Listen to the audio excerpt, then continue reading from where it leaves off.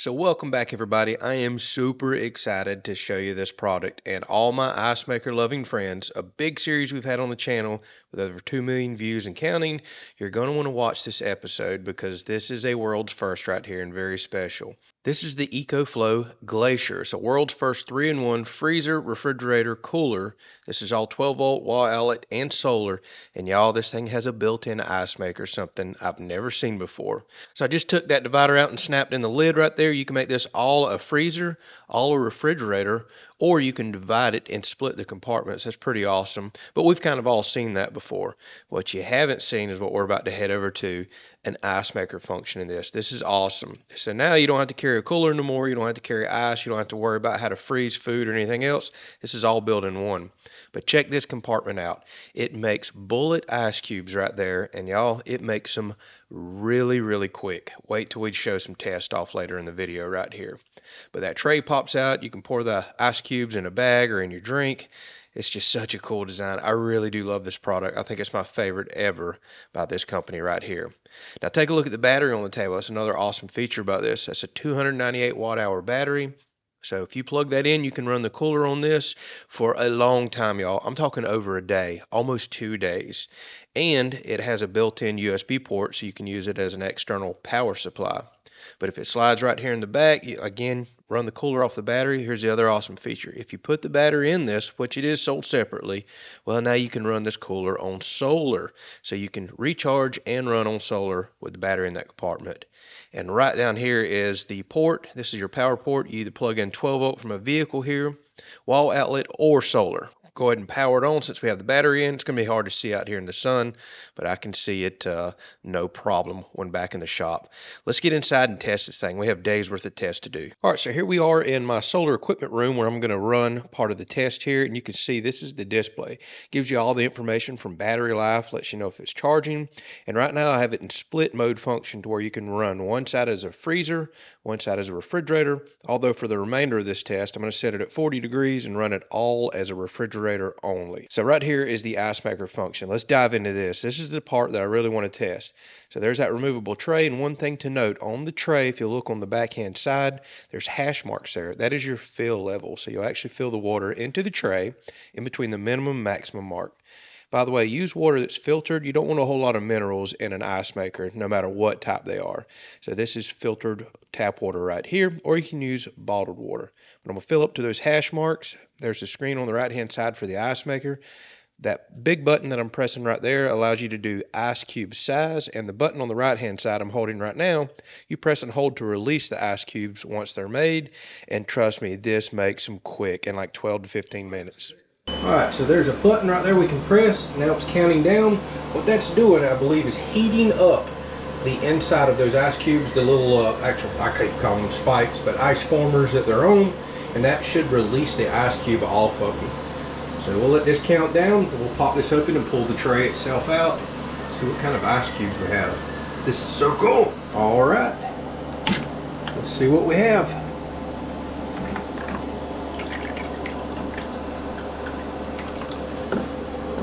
There we are. Check that out. We do have a little inconsistency in sizes, but some are really large, some are small. You could actually pour these in a bag, put one side of your freezer over there too, well, a freezer, and you could bag ice and actually store it in that cooler if you wanted to. All right, and here's what one of these cubes look like. You can get the size and all. It is hollow. That's the way it's made, but relatively large. Now don't forget, when you're done making ice and you want to drain it, you can pull this tube up and actually drain it down into a cup or a bowl. Now if you want to make ice again, just press the button, select your size ice cube, and you're off to the races again.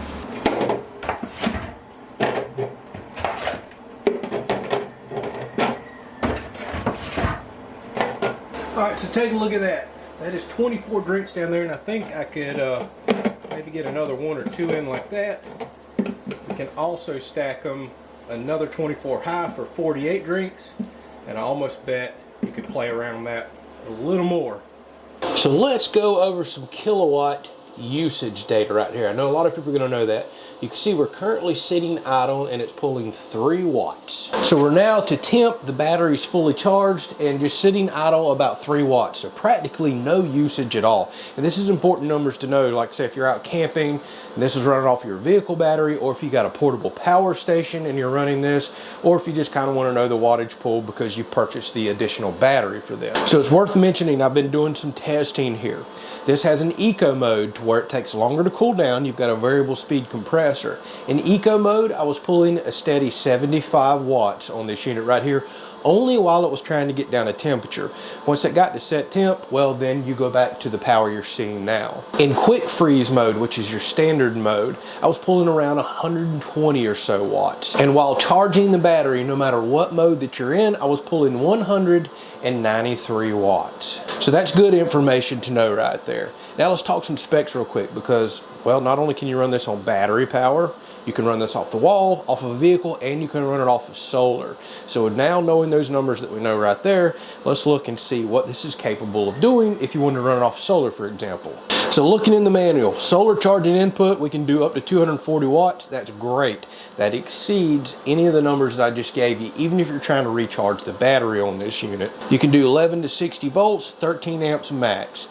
AC input says it's 180 watts. What I just seen on my kilowatt meter was 193 watts off of the wall charger. And car charging input, you can do up to 192 watts max, which is what I was seeing from the wall over there. So keep that in mind if you're going to do this as a pull on your vehicle battery. So I've let this run overnight. The 24 drinks that are in there all are at temp. This thing's holding a nice steady temperature.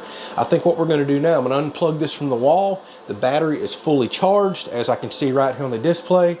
And let's let this run all day long and see how much pull it has on the battery. What can we expect if you're running this in refrigerator mode? And I'll tell you what I will do throughout the day today. I'll open this up to allow some room temperature air in there to simulate you getting some drinks out. And we'll run a couple cycles on the ice maker too to see how long this battery lasts. I did quickly want to mention EcoFlow has app control for this unit. You can go in and set parameters to protect your vehicle battery, how it's pulling power. You can run the ice maker function from the app as well and set your temperature. So really nice feature. All right, y'all, so I have decided to go ahead and put the cooler outside, but obviously in the shade. That's just the smart decision to do with any cooler. Doesn't matter if it's got ice or if it's one like this. It's just, well, gonna run more efficient. So check this out. Been running 3 hours and 8 minutes. Hopefully y'all can see that. We're at 94% battery. We've only used 6% battery. At this rate, this thing is going to run all day long on that battery back there, which is still showing fully charged. I was not expecting that. All right, let's go ahead and fill this back up. I drained a little bit yesterday. Let's run another ice cycle. I'm sure that's going to use a decent amount of power, especially the little quick heating portion. Okay, we're gonna let that go. And to simulate using the cooler, we'll open this up, pretend like we're getting a drink out. Those are nice and chilled. Put some of this warm outside air in there. And then we'll close it back off. I'll do this several times throughout the day. All right, so the ice cycle just completed. Let's go ahead and release our ice cubes. I did leave it out here for a few minutes, so some have probably melted off, but as you can see, we now have a tray of cubes. That's pretty awesome. Now here's the interesting note. Hopefully y'all can see that. Heck of a glare out here. 87% battery. So we use 7% of that battery capacity for 15 minutes worth of ice making. And I kind of figured something like that might happen. Not only did the compressor ramp up to full capacity to make that ice, but then you also have the heating cycle, which probably uses a decent amount of power in order to release the cubes. All right, y'all, it is next morning. As you can see, we had fog everywhere last night, so there is a ton of moisture all on the cooler itself. Move, buddy. Move, buddy. So check that out. We're just covered. There's water everywhere. So that was a good little test. It obviously was exposed to moisture all night. That's going to happen whenever you're camping. But here's the cool part, y'all. We're still holding temp. I did put it in eco mode before I went to bed last night. We're still at 56% battery. By the way, I'm going to put this in there to double check the temperature. And here's the thing. We've been running this for, well, we're about to hit 22 hours. and we're at 56% battery. This could go all day long again. I am amazed at how well that battery is working. All right, so let's move on to a solar test here. And by the way, I have had this cooler sitting out in the baking sun for a few hours now. Not something that I recommend doing with any cooler. Well, you're just gonna make it a lot less efficient. And here's the thing, y'all. I'm still sitting at 46% battery.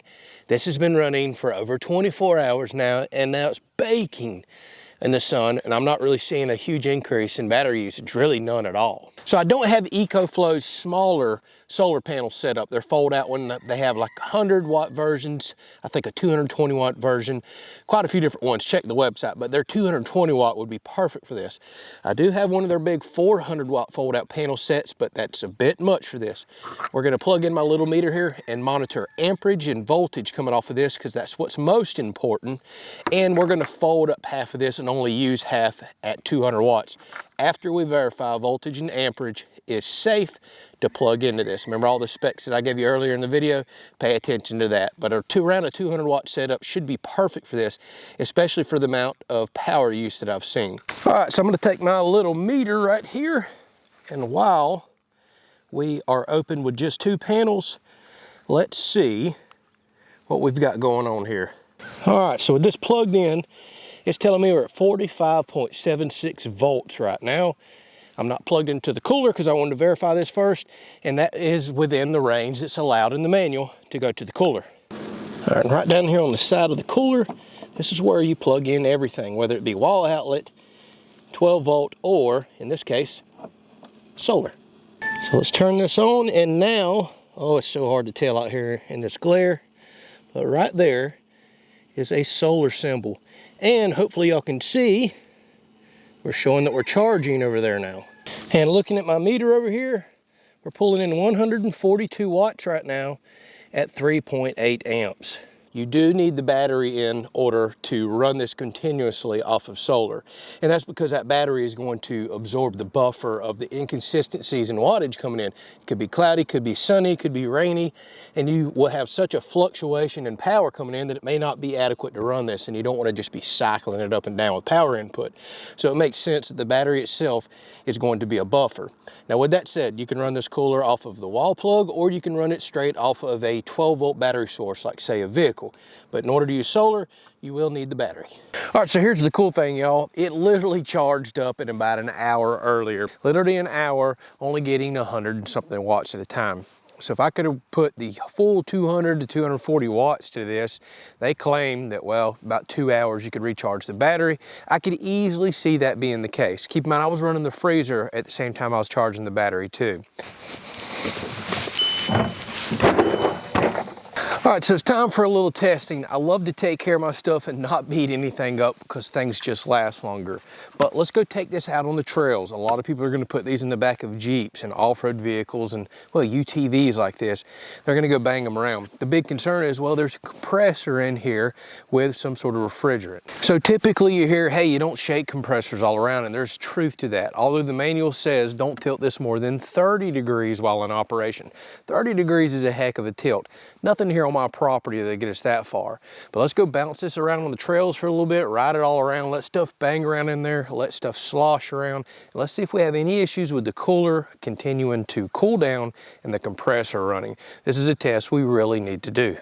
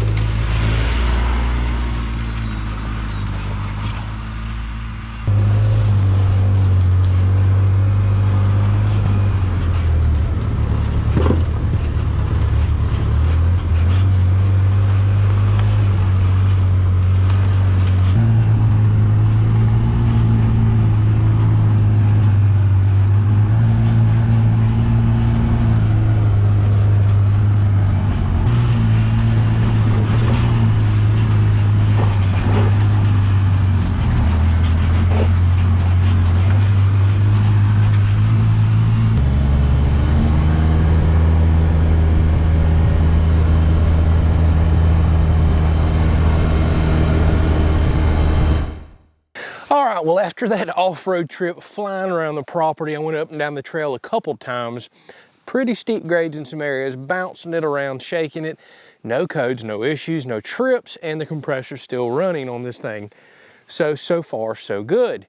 Now the next test, and I'm gonna go ahead and forewarn y'all, the manual clearly says, do not leave this out like in rain. Do not get water on this. It's an electronic device, keep that in mind. Now my thought process is, well, if you're using this for camping or out on a boat or wherever it may be, chances are at some point you're gonna get caught in a rainstorm and, well, let's face it, is this thing gonna give me an issue? But I do want to caution you. The manual says, don't do this, but I'm gonna risk my unit for you and test it. And oh, how much I love this, and I do not want to damage it. All right, we have had this running probably 15 to 20 minutes. That should simulate a good quick little rainstorm that come through. You can see everything is soaking wet. It's not just drops, so it's been running for quite a while. All right, the real test. Did we do any damage? Well, we're covered. There's no doubt about that. We're lit back up. Maybe you can see that. It says it's 39 degrees in there. Battery's 95%. Wi-Fi still connected. We're working. Okay, well, so far no issues. I was kind of concerned about water getting all in the buttons, but apparently they're sealed up well enough that that was no issue. It's also probably worth checking the battery compartment. At the moment, I don't see any water in there. All right, so I think to wrap this test up, let me get all of the water off of this unit, and we're gonna add a telescoping handle and wheel kit to this that EcoFlow sent me out. So if you're looking for that type of an add-on, they do offer it. Don't forget, the battery's additional and the handle and wheels. Personally, I like to set up as is with the two big grab handles on the side, no wheels. And that's because the majority of the time I'm gonna use this, I'm throwing it at the backside of my off-road vehicle or in a boat, so I'm not necessarily somewhere that I need to constantly wheel it around. But if you are going to wheel yours around, let me show you how to install this kit. So I'll admit this looks extremely well built. They already have holes on the bottom side to where you'll put these little hand tightened bolts in. I'll show you that here in just a second, but just want to show you the quality of this stuff. Nice thick metal brackets on the inside. All right, so if you look right here on the bottom side, there's an indentation where the wheel goes in there, and then you put two of those hand tightened bolts right through.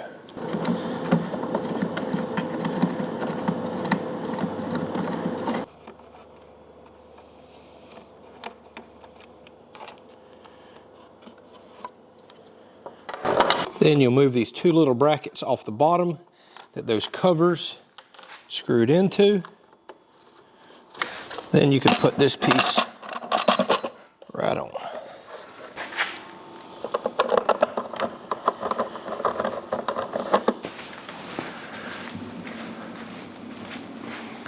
Well, as expected, rolls around nice and easy, and the handle folds up out of the way. So if you're looking for a kit like that, they do offer it. I may actually leave it on now that I'm looking at it. All right, well, I think that's gonna wrap up the review of the EcoFlow GLACIER. I honestly can say this may be my favorite item that they've come out with recently, maybe of all time. I just love the idea of the world's first refrigerator cooler that can run off of solar, wall power, vehicle power, and y'all, an ice maker, come on. That is my favorite feature by far. I love it. Not to mention how long and how well it's running off of battery power. That's blowing my mind. The battery is a must-have upgrade, in my opinion, for one of these. So whether you're camping, tailgating, off-roading, or maybe you're a trucker and you want one of these in your vehicle, thus far, I highly recommend it. And by the way, I've had this thing about a month before releasing this video. I've tested it a lot off camera, and I've appreciated EcoFlow sending it out early so I could do that and see if I had any issues.